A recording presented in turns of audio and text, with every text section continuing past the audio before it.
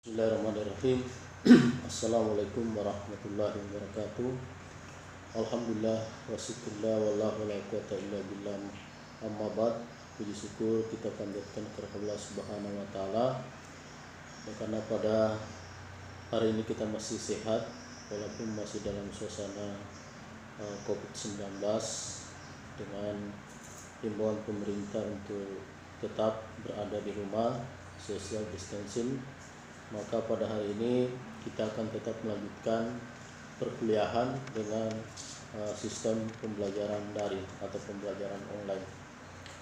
Mahasiswa sekalian yang saya hormati, hari ini kita akan membahas materi terkait dengan manajemen usaha dan desain bisnis plan.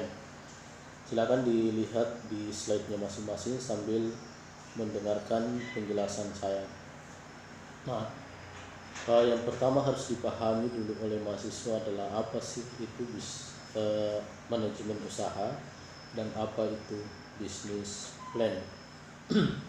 Nah, kalau berbicara manajemen usaha itu terkait dengan sistem pengaturan. Nah, bagaimana kita memanage usaha atau bisnis atau ide yang kita miliki. Nah, dalam teori manajemen bahwa manajemen usaha itu menurut George Terry terdiri dari 4 bagian yang biasa diistilahkan dengan POAC atau POAC. Yang pertama adalah P itu adalah planning. Jadi planning ini maknanya bahwa semua usaha atau kegiatan akan dilakukan itu idealnya dilakukan melalui suatu perencanaan yang baik. Nah, perencanaan yang baik ini bisa dilakukan apabila didukung dengan kompetensi daripada orang yang akan melakukan suatu perencanaan. Nah, perencanaan ini bisa dilakukan mulai dari input, proses sampai pada output. Kemudian yang kedua dari POAC itu adalah O itu artinya organisasi. Ya, jadi bagaimana kita mengelompokkan resource yang dimiliki untuk menciptakan keunggulan kompetitif. Nah, resource yang dimaksud di sini itu mulai dari sumber daya alam, dalam hal ini bahan baku, sumber daya manusia, fasilitas, modal, dan segala sesuatu yang dibutuhkan dalam aktivitas usaha. Kemudian ketiga adalah A itu adalah acquainting, artinya adalah proses pengarahan yang dilakukan untuk memberikan instruksi kerja yang biasa diistilahkan itu dalam penjaminan mutu namanya SOP atau standar operasional prosedur. Kemudian terakhir dari POC itu adalah C itu adalah controlling, bagaimana kita melakukan suatu pengawasan.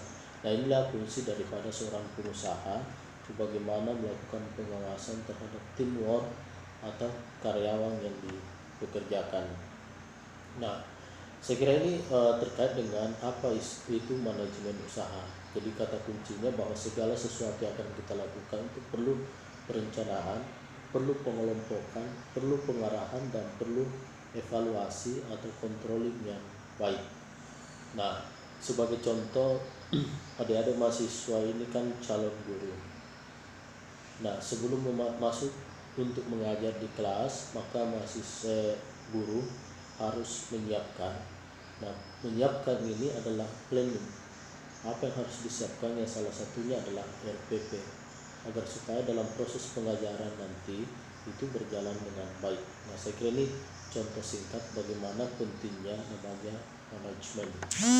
Kemudian yang kedua dari materi kita adalah business plan.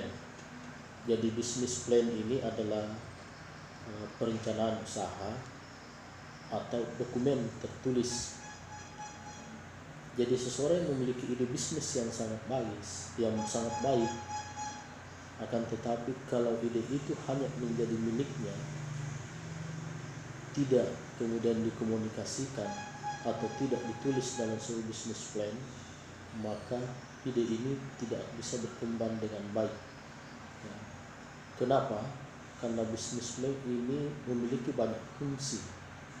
Ya, jadi salah satu fungsi bisnis plan itu adalah untuk menjelaskan kepada orang lain, dalam hal ini pemberi dana, ya mungkin lebih tepat seperti perbankan, untuk melihat bagaimana potensi usaha yang kita jalankan.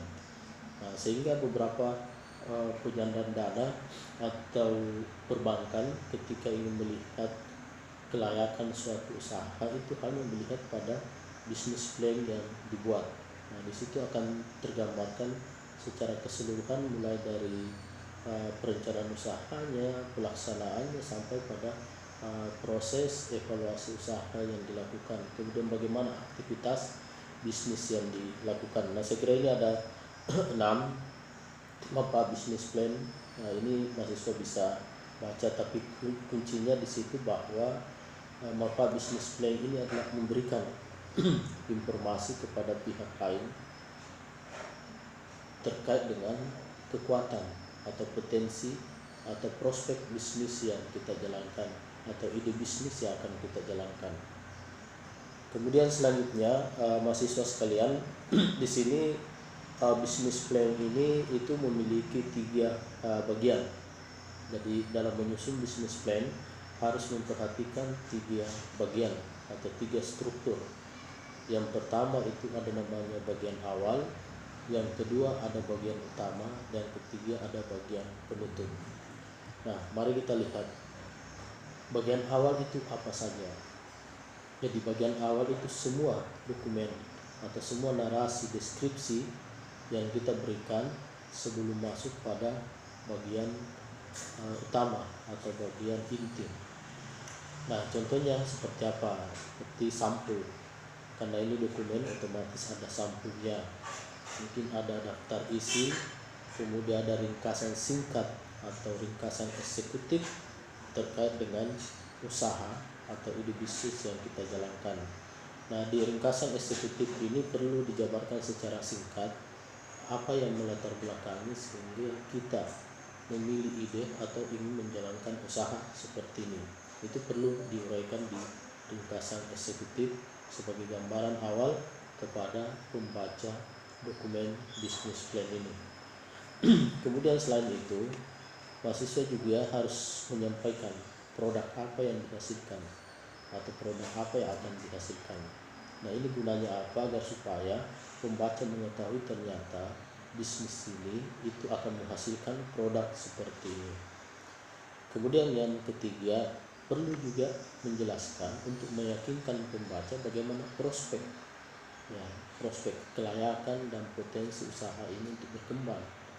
Nah, ini juga menjadi informasi penting bagi perbankan sebagai pertimbangan kelayakan suatu usaha itu bisa diberikan bantuan dana atau permodalan. Kemudian yang terakhir adalah struktur usaha. Nah, struktur usaha ini harus dijelaskan juga secara singkat bagaimana kepemilikan dan bagaimana pengelolaan daripada usaha yang kita lakukan. Nah, untuk di bagian awal ini ringkasan eksekutif ini perlu dijelaskan sebagai pengantar untuk nanti lebih dijelaskan ke bagian utama. Kemudian yang kedua, di bagian utama ini ada 2 hal penting. Yang pertama adalah alasan atau latar belakang usaha ini dijalankan atau ide ini dimunculkan. Nah, di sini alasannya itu harus lebih mendetail dibandingkan dengan penjelasan di bagian awal, karena bagian awal itu hanya pengantar saja untuk memberikan pemahaman kepada pembaca terkait dengan ide atau usaha yang kita jalankan. Kemudian yang kedua, nanti juga harus dijabarkan dasar pemikiran atau analisis usaha. Nah, dalam analisis usaha ini ada beberapa aspek yang perlu diperhatikan. Yang pertama adalah aspek manajemen usaha. Nah, aspek manajemen usaha ini perlu menjelaskan seperti yang kita jelaskan di bagian awal, bagaimana struktur kepemilikan, kemudian bagaimana sistem kerjanya, bagaimana sistem rekrutmen karyawan yang dilakukan, bagaimana sistem promosi, kompensasi dan lain sebagainya. Ini harus terurai dengan jelas di manajemen usaha. Kemudian bagaimana sistem pengambilan keputusan. Nah, yang kedua adalah analisa atau analisis aspek produksi. Nah, analisa aspek produksi ini perlu ada penjelasan terkait dengan fasilitas atau alat apa yang digunakan dalam proses produksi. Kemudian bagaimana ketersediaan fasilitas ini. Nah, selain itu perlu juga nanti dijabarkan bahan baku dan sistem produksi yang dilakukan. Nah, ini harus semua dijelaskan dalam penjelasan di business plan pada aspek produksi. Kemudian selain aspek produksi juga perlu di business plan ini, khususnya di analisa usaha, menjelaskan aspek pemasaran. Bagaimana strategi pemasaran yang kita gunakan dalam memasarkan produk agar supaya sampai ke konsumen. Nah, baik aspek produksi maupun aspek pemasaran ini nanti mahasiswa akan diberi tugas terkait dengan tugas kelompoknya masing-masing itu merekam atau memvideo. Kemudian di situ mahasiswa akan mempraktikkan bagaimana cara kerja atau bagaimana membuat produk sesuai dengan ide bisnisnya masing-masing. Kemudian bahan baku apa yang dibutuhkan, bagaimana sistem produksinya. Kemudian video berikutnya setelah produk ada, mahasiswa harus membuat juga di YouTube bagaimana strategi memasarkan, bagaimana mempromosikan produk itu agar supaya dipahami dan konsumen berminat untuk membeli. Kemudian selanjutnya ada namanya segmentasi pasar. Nah, produk sudah ada. Nah, produk ini dari awal, perencanaan awal itu kita sudah harus membuat suatu segmentasi. Jadi segmentasi ini adalah pengelompokan pasar. Nah, produk yang dihasilkan kira-kira ini pangsa pasarnya siapa? Ini harus jelas. Nah, seperti umpamanya pangsa pasarnya anak-anak, maka produk itu harus minimal pada fitur-fitur produk itu harus ada ciri khas atau hal-hal yang bisa membuat anak-anak tertarik.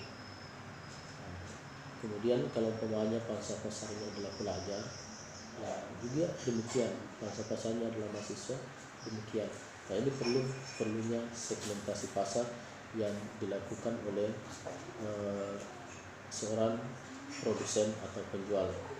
Kemudian selanjutnya di business plan juga analisa usaha ini perlu dijelaskan terkait dengan analisis situasi persaingan. Sebagai namanya, usaha ini pasti ada kompetitornya, baik kompetitor internal maupun kompetitor eksternal. Nah, kompetitor internal ini maksudnya adalah mungkin produk yang sama atau produk substitusi. Eksternal itu adalah produk yang berbeda akan tetapi memiliki fungsi yang sama. Nah, ini perlu dilakukan. Olehnya itu, untuk meyakinkan pihak orang lain dalam hal ini perbankan, maka di business plan juga ini perlu dilakukan analisis SWOT atau SWOT analisis. Nah, di SWOT analisis itu kan ada dua kuncinya. Yang pertama adalah analisis IFAS.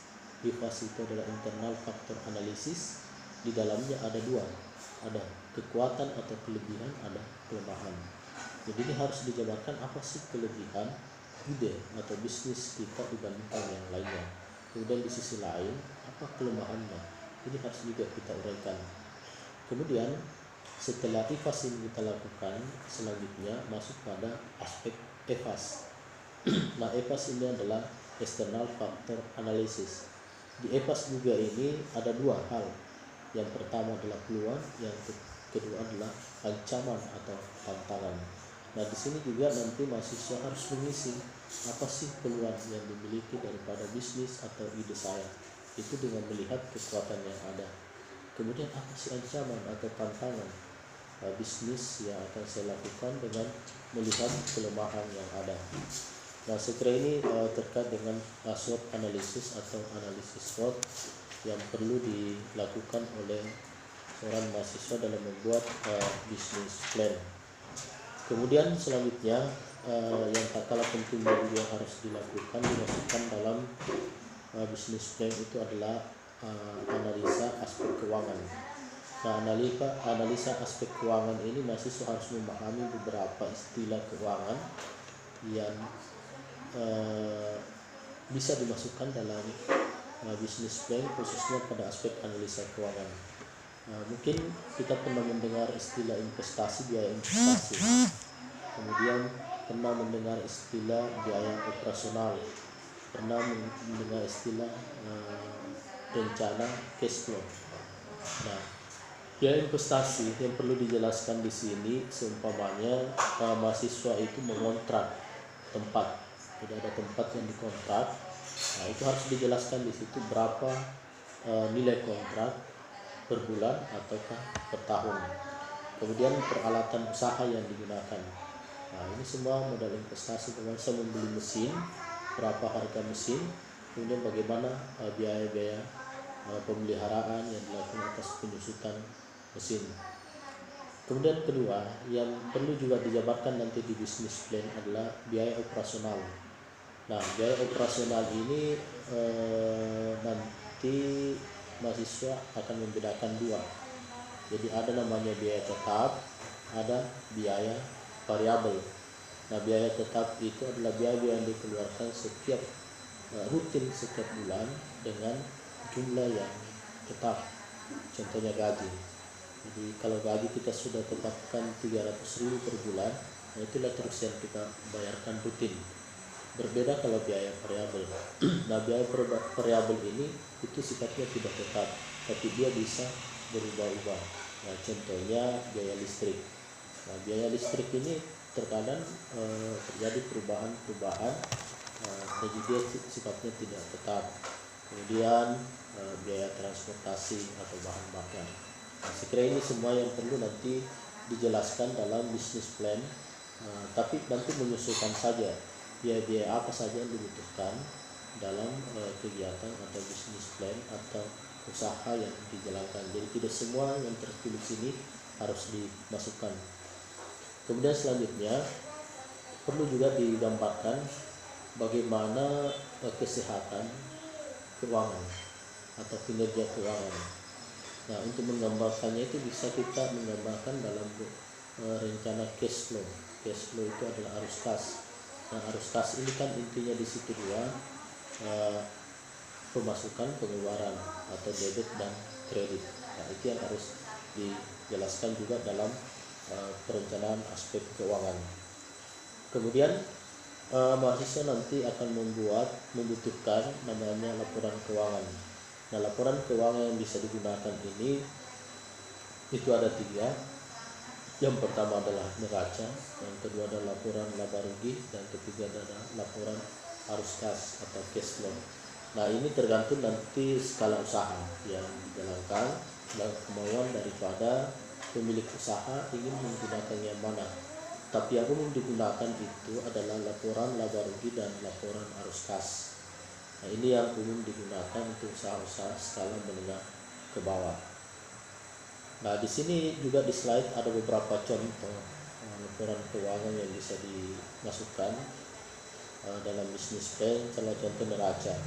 Jadi intinya neraca di sini kan itu ada 2, ada aktiva, ada pasiva. Kemudian di akhir itu supaya untuk mengetahui kesehatan atau kemampuan usaha, maka dilihat keseimbangan antara aktiva dan pasiva. Kemudian selanjutnya di laporan rugi laba rugi ini di situ juga ada 3 intinya, yaitu yang pertama menjelaskan komponen pendapatan, yang kedua menjelaskan komponen biaya, dan ketiga menjelaskan laba bersih sebelum pajak. Ya, pendapat dan istilahnya pendapatan kotor. Nah, ini kemudian yang ketiga itu laporan arus kas atau cash flow. Nah, ini saya kira untuk usaha-usaha kecil menengah yang banyak dilakukan. Yang intinya di sini adalah melakukan pencatatan terkait dengan pemasukan dan pengeluaran, baik itu sifatnya harian, mingguan ataukah bulanan.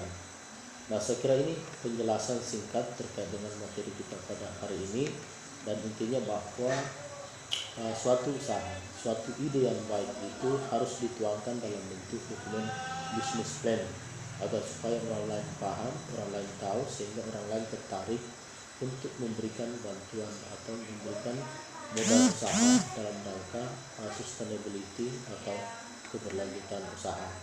Jadi dokumen business plan ini sebenarnya sama dengan kita ya, biasa ada catatan harian yang kita lakukan. Kita mencatat berbagai kejadian-kejadian dalam kehidupan kita ini dalam suatu catatan, yang kemudian itu bisa kita baca kembali beberapa bulan, atau mungkin di saat kita lagi istirahat kita bisa membaca kembali. Nah, sekiranya pentingnya daripada business plan, karena kalau ide itu hanya ada di kepala, terkadang dilupa, maka sebaiknya ide itu dituliskan dalam bentuk business plan. Nah, mahasiswa sekalian yang saya hormati, insya Allah nanti pertemuan akan datang kita lanjut pada materi studi kelayakan usaha. Yang ini adalah materi terakhir dari pertemuan kita. Untuk selanjutnya kita masuk pada tugas setiap kelompok.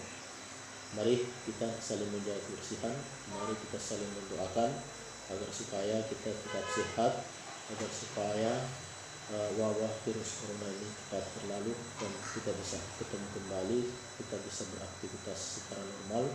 Terima kasih. Billahi bisabil haq wastabiqul khairat.